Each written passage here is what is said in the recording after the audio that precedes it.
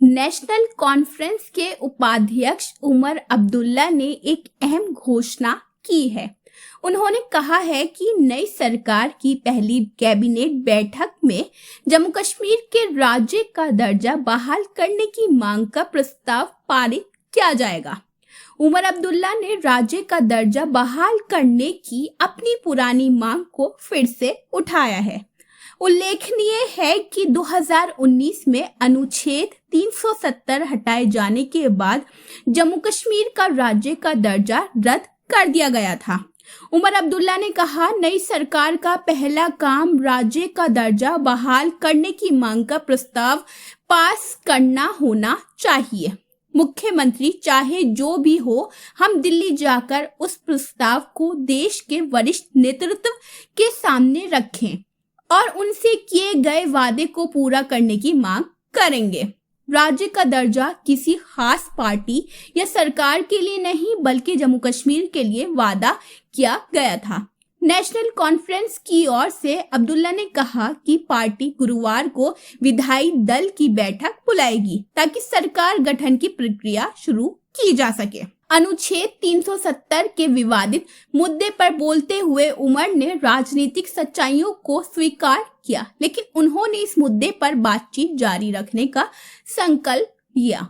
उन्होंने कहा, हम लोगों को झूठे वादे नहीं देंगे कि हम तुरंत कुछ कर सकेंगे, लेकिन हम अनुच्छेद 370 पर बातचीत जारी रखेंगे और उम्मीद करेंगे कि भविष्य में केंद्र में कोई सरकार हमसे इस मुद्दे पर संवाद करेगी।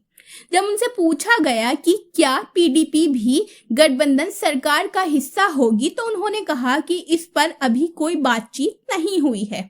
उन्होंने कहा, पीडीपी ने हमसे संपर्क नहीं किया है और ना ही हमने उनसे संपर्क किया है। किसी समय अगर बातचीत का रास्ता खुलता है तो हम उनसे बात करेंगे, लेकिन फिलहाल ये हमारी प्राथमिकता नहीं है।